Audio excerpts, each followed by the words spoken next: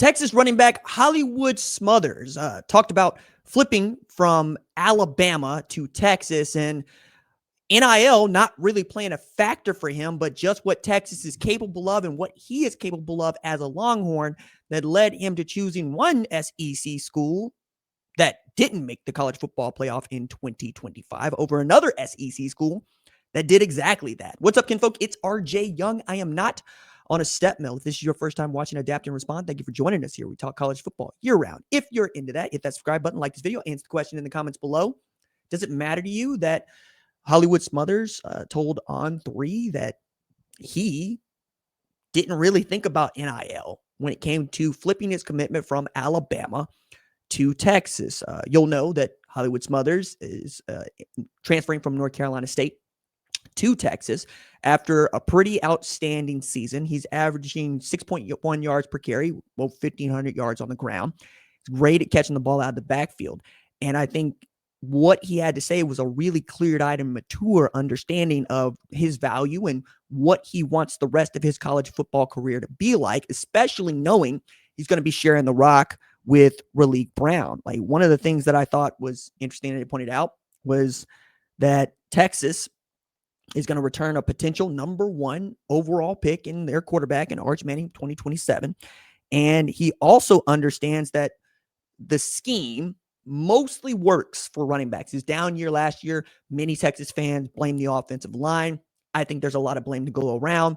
But one thing is for certain, Sarkisian didn't have a 1,000-yard rusher. And he'd been able to do that with Jonathan Brooks, been able to do that with Bijan Robinson. He's been able to do that with Quintravion Wisner, even in a year where we expected C.J. Baxter to be that guy. Now, there was mass exodus at the running back position for Texas, and I had real questions about who they would go get. So when they landed on Raleek Brown from Arizona State, who rushed for over 1,100 yards and also averaged better than 6 yards per carry last year, and then were able to flip Hollywood Smothers, said, oh, wow, all right, now you got absolute speed and ball catching ability in the backfield next to Arch Manning. Couple that with Ryan Wingo and Cam Coleman, and you got, some outstanding skill players that I expect will be featured, and I can't wait for this game that they're going to play against Ohio State on the 40 acres. And that's one of the games that I think really you got to circle if you're Hollywood Smothers as you're thinking about who you're going to play and what might be your final year of college football. He also had a really mature understanding of just what playing running back, not just in the SEC, but over the course of the season is going to mean. 9 SEC games means you're going to split carries, right? Or at least you should, so that everybody's fresh for the end of the season and possibly playing for a conference championship and in the college football playoff. Could play 16 games, right? One running back carrying the rock like that is almost unheard of in this day and age now. Like, Ahmad Hardy didn't even do that at Missouri, and Ahmad Hardy had over 1,600 yards from rushing last year after 1,300 yards of true freshman, best running back in the country for me.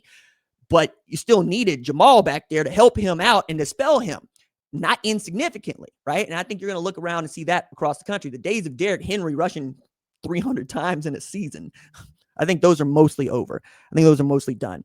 But what he said what separated Texas was the emphasis on going all in to win it all in 2026 and give himself the best opportunity to win the national championship. And Sarkisian's pitch around how you're going to be utilized in the offense. Again, I think Sark, as a play caller, didn't have the best year last year, but he also had a quarterback who was in year 1 and played better in the second half of the season than he did in the first half of the season. I expect Arch Manning will continue to mature and become a better quarterback. The more looks he saw, the better he got. The more he got to see coverages, the easier it was for him to spot them. The first half of the season, I don't think he knew if he was coming or going, man. It was easy to trick him. It was easy to find out that he would see ghost, or the coverage that he thought he saw pre-snap was not there post-snap, and he hold the ball or have to run away with it, sometimes through an interception. I think that's not going to happen as often as it used to. I also think that it's important to note for Texas fans, at least, that Smothers didn't really think about NIL. And I tend to believe him to a degree on this. So I'm going to give the full quote here. He said, no, NIL didn't play a big factor for me, no matter how much the internet factors it. I honestly just want to win. And I feel like we are in the best position to go win it all with talent and depth at Texas. When you are one of the most coveted players in the portal at your position, right? Helped by Jaden Bod continuing to stay at Florida, for instance. It's easy to say NIL does not factor for me because you're going to get paid top dollar anyway, right? Like the money that I think Alabama was willing to put up for him versus the money that Texas is willing to put up for him might be a difference of a couple $100,000, which is a lot to you and me, frankly, but perhaps not a bunch when you are weighing all the other things that come to this. Like I often tell folks, chasing the bag is great, and you should. You should always chase the bag. You should also know what the consequences might be of chasing that bag, right? So the way I tend to look at this is if Cristiano Ronaldo chooses to play soccer in UAE or Saudi Arabia, I can't remember which off the top of my head. I want to say it's Saudi Arabia. But it means that the rest of the known world might not pay attention to that league and might not give a damn, right? That he's doing that. However, he's going to rake in millions of dollars. So which is more important to you? And if you are Cristiano Ronaldo, you probably get to say, I'm one of the most famous people in the entire world. There's nothing else for me to gain over there. And people are probably going to be interested in what I'm doing anyway, right? You get to do that at a very high level. And this is the level that, yes, Hollywood Smothers is in as a tailback. You can say with full confidence, NIL is not a factor for me. Also, that's what your agent's for, right? Your agent gets paid a percentage of what you make. So it is in your agent's best interest to make sure you get the best overall deal. You have the best business relationships with everybody that you come into contact with, and that you're set up for future earnings, right? These are all in their purview so that what you have to do is perform. That's it. You get to concentrate on playing your best football.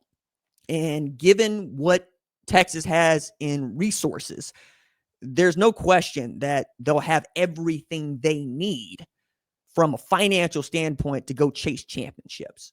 Will they be able to put all the ingredients together to cook up a national championship? That's really the question that we're asking now as it relates to Texas football. I don't mind telling you, damn near every year, we expect Texas will be great. And then they drop a game to a 3-9 Florida, right? It's things like that. There are years in which you expect Texas to do what Indiana did last year. Run the friggin' table. Just look at the talent. And I think that's what makes it difficult to win there, because that's the expectation, and anything that falls short of it ain't good enough. So when Steve Sarkisian says we played one of the toughest schedules in all the country, we don't give a damn, dog. You're Texas. You should be able to function in the NFC South. Hello, SEC or not. If Bama can do it, if Georgia can do it, if LSU can do it, why the hell can't you do it? That's what Longhorns fans will say, and I think they're right about that. But having players like Smothers is going to make you feel good, and also have everybody pulling in the same direction going, hey, I didn't come here for money. I came here to win it all. And that, my friends, is what I want for everybody's team. Are you here to win everything? Not one game, not your rival game, every game. Then maybe we got a team.